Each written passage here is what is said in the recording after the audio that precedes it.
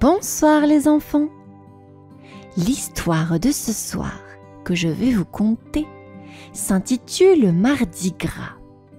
Cette histoire, écrite et réalisée par le monde des enfants, va bientôt débuter. Mais avant de poursuivre, n'oublie pas de t'abonner en activant la petite cloche de notification et à mettre un petit pouce bleu si le contenu te plaît toujours.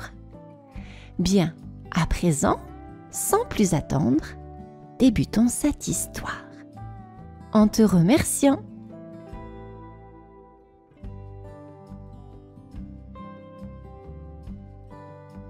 La grande forêt dormait sous un manteau de silence. Autrefois, elle résonnait de rires, de tambourins et de chansons joyeuses. Les animaux y célébraient le carnaval de Mardi Gras dans une explosion de couleurs et de fêtes. Mais le temps avait effacé ces souvenirs. Les jours passaient dans une routine grise où chacun vaquait à ses occupations sans jamais lever la tête vers le ciel. Plus personne ne dansait, plus personne ne se déguisait. Elio, un jeune blaireau au pelage noir et blanc, rêvait d'un monde plus lumineux. Contrairement aux autres, il n'aimait pas la monotonie.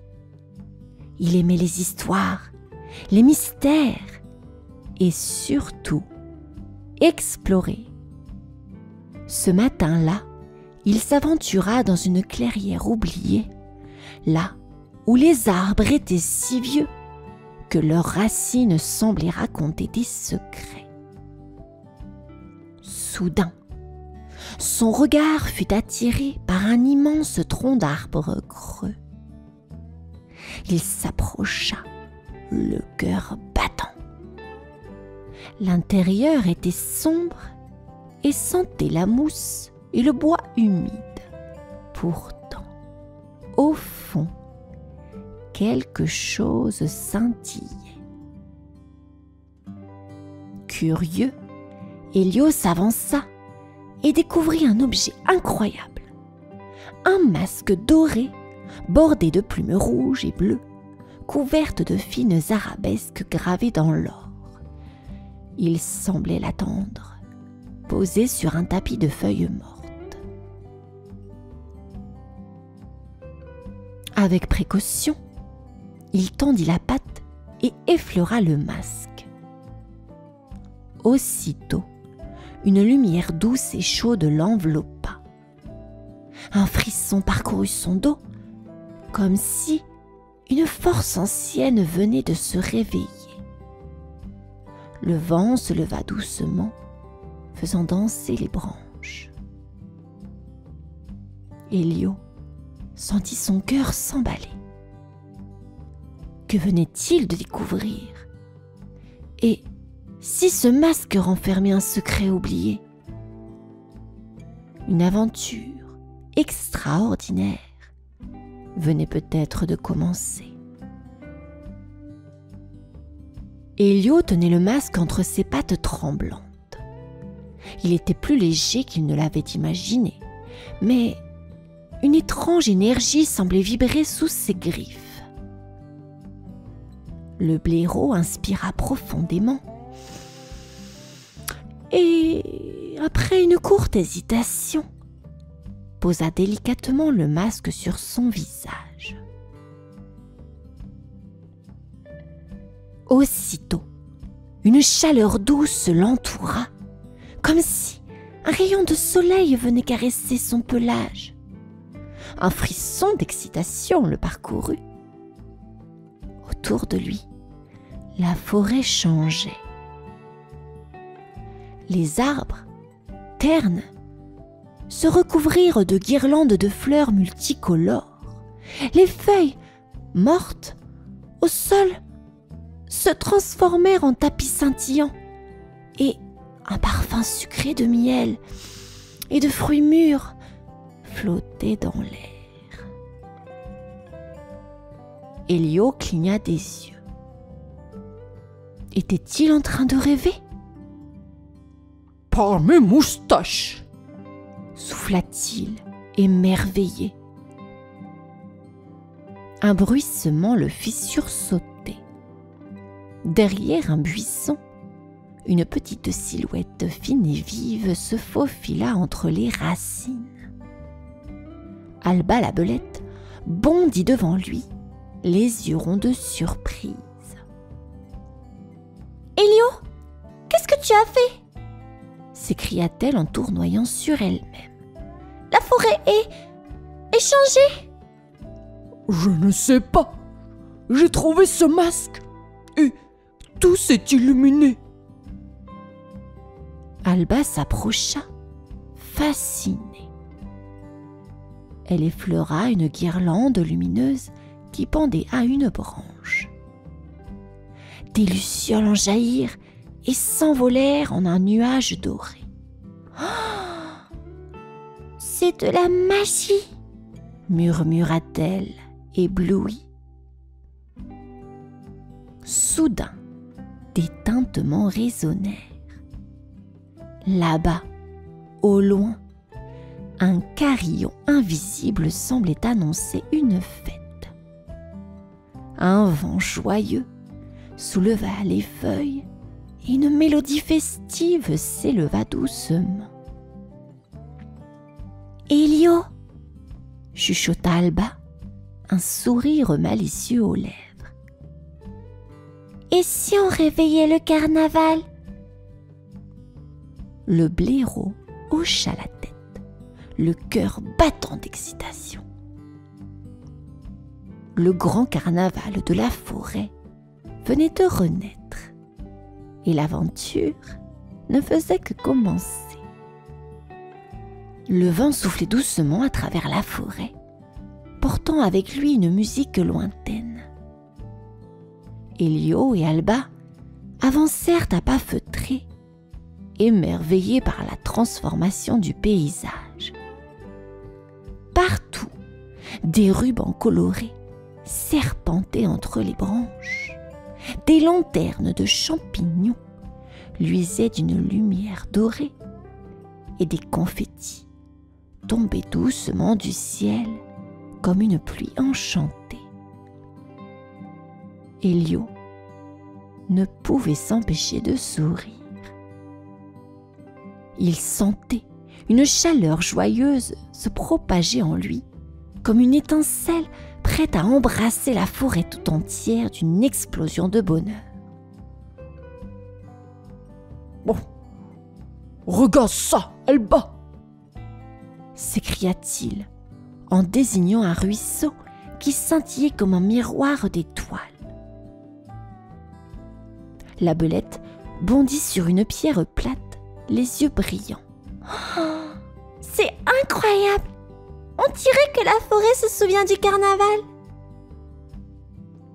Tout à coup, un bruit sourd résonna derrière eux. Les feuilles frémirent et une silhouette massive émergea des fourrés. « Qu'est-ce qui se passe ici ?» tonna une voix grave. Elio et Alba sursautèrent. Devant eux se dressait Marceau le cerf, le regard sévère mais curieux. Ses grands bois étaient imposants et pourtant une lueur d'étonnement dansait dans ses yeux. « Ah, c'est toi, Marceau !» s'exclama Alba. « Le carnaval est de retour. Regarde autour de toi. » Le cerf plissa les yeux et observa les guirlandes qui flottaient dans l'air, les reflets chatoyant sur le sol et la douceur festive qui enveloppait la forêt. « C'est impossible !» Elio ôta lentement le masque et un frisson parcourut les arbres. Un instant, tout sembla trembler. Puis la magie resta intacte. Ce n'est pas le masque qui crée la fête, Marceau. c'est nous tous. Le cerf resta silencieux, puis, lentement, un sourire s'étira sur ses lèvres. Alors, qu'attendons-nous? Commençons la fête! Et sous un ciel parsemé de lumière, la forêt s'anima d'une joie nouvelle. La fête battait son plein dans la forêt enchantée. Partout, les animaux dansaient, riaient et faisaient virevolter des foulards colorés. Des lucioles dessinaient des arabesques lumineuses dans l'air, tandis que le vent portait la douce mélodie d'une flûte taillée dans du bois de saule. Elio et Alba observaient la scène avec fierté. Ils n'avaient jamais vu la forêt aussi vivante. Marceau, d'abord réservé, portait maintenant une écharpe tissée de fleurs et s'était laissé emporter dans une danse rythmée, ses grands bois ornés de rubans scintillants. On a réussi, souffla Elio, les yeux pétillants. Mais au moment où il allait rire avec Alba, un étrange frisson parcourut son échine. Une ombre glissa entre les arbres, presque imperceptible. Là, sous une arche de feuillage, une silhouette immobile les observait. C'était une créature élancée, drapée d'un manteau de brume, portant un masque noir et argent. Son regard, caché sous le loup scintillant, semblait sonder Elio jusqu'à l'âme. Qui êtes-vous? Demanda Alba d'une voix hésitante. L'inconnu s'approcha d'un pas lent et mesuré. Sa voix, douce mais grave, résonna comme un murmure porté par le vent. Je suis le gardien des masques, celui qui veille sur la magie du carnaval et sur son équilibre. Elio sentit son cœur cogner dans sa poitrine. Équilibre? Qu'est-ce que ça veut dire? L'ombre marqua un silence avant de répondre. La magie ne dure qu'un temps. À minuit, elle disparaîtra. Un silence tomba sur la clairière. La fête venait à peine de commencer et déjà une menace planait sur elle. Elio serra le masque contre lui. Il ne pouvait pas laisser la joie disparaître si vite. Mais que pouvait-il faire? Le cœur d'Elio battait à tout rompre. Autour de lui, la fête continuait. Mais il sentait une ombre peser sur son cœur. À minuit, la magie disparaîtrait. Et avec elle, le carnaval. Il regarda Alba, qui mordillait sa lèvre inférieure, inquiète, et Marceau, dont les bois brillaient encore des guirlandes dorées. « Il doit bien avoir un moyen de prolonger la fête !» murmura Elio. « Et si on gardait le masque pour toujours ?» suggéra Alba, ses yeux pétillants d'espoir. Mais le gardien des masques, toujours drapé dans son manteau d'ombre, secoua lentement la tête. La magie des masques est éphémère. Elle existe pour réveiller la joie. Mais c'est à vous de la faire durer. Elio fronça les sourcils. Il n'aimait pas cette réponse. ce n'était pas juste. Il avait vu la forêt renaître, les animaux rire et danser ensemble. Il ne pouvait pas les laisser replonger dans l'oubli. Marceau, qui n'avait rien dit jusque-là, s'avança et posa sa grande patte sur l'épaule d'Elio. « Le carnaval n'est pas dans le masque, Elio. Il est en nous. Regarde. » Le blaireau tourna la tête. Il vit une petite famille de hérissons sautiller sur des rondins de bois en riant. Un hibou battre des ailes au rythme de la musique et un couple de musaraignes tournoyer dans une danse enivrante. Il comprit alors. « Le carnaval ne dépend pas de la magie, mais de nous !» s'écria-t-il en réalisant cela. Un sourire illumina son visage. Sans attendre, il grimpa sur un rocher et lança d'une voix forte. « Demain, nous recommencerons. Chaque année, nous célébrerons Mardi Gras avec ou sans magie. » Un cri de joie s'éleva dans la forêt. La véritable magie venait de naître et elle ne disparaîtrait jamais.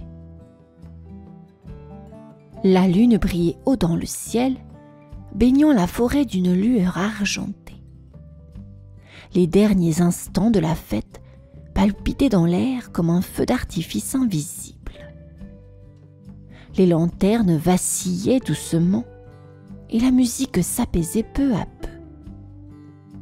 Elio regarda le masque entre ses pattes. Son éclat doré s'affaiblissait, comme une flamme qui dansait avant de s'éteindre. Le gardien des masques s'approcha lentement, sa silhouette mystérieuse se fondant presque dans l'obscurité. « Il est temps, Elio. » Le blaireau prit une grande inspiration. Il jeta un dernier regard à Alba et à Marceau.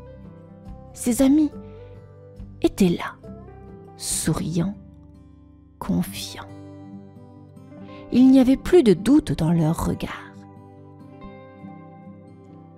Avec une douce révérence, Elio déposa le masque au sol. Aussitôt, il se désagrégea en un nuage d'étincelles dorées qui s'élevèrent vers les étoiles, disparaissant dans l'immensité de la nuit. Un silence tomba sur la forêt, puis Marceau brisa la quiétude d'une voix forte. « Ce n'est pas la fin, c'est le début d'une nouvelle tradition. » Alba bondit sur un tronc renversé et s'écria joyeusement. « Chaque année, nous fabriquerons nos propres masques. Nous danserons, nous chanterons et nous ferons revivre le carnaval. » Un murmure enthousiaste se répandit parmi les animaux qui se mirent à hocher la tête, à taper des pattes et à échanger des sourires. Elio sentit son cœur se gonfler de fierté. « Nous n'avons pas besoin de magie pour célébrer ensemble. Le carnaval vivra à travers nous, à travers nos rires et nos souvenirs. » Et cette nuit-là, sous les étoiles scintillantes, la promesse fut scellée. Chaque année, la forêt s'habillerait de couleurs et de musique, non plus grâce à un masque enchanté, mais grâce à l'union et la joie de ceux qui la peuplaient. La véritable magie, c'était eux.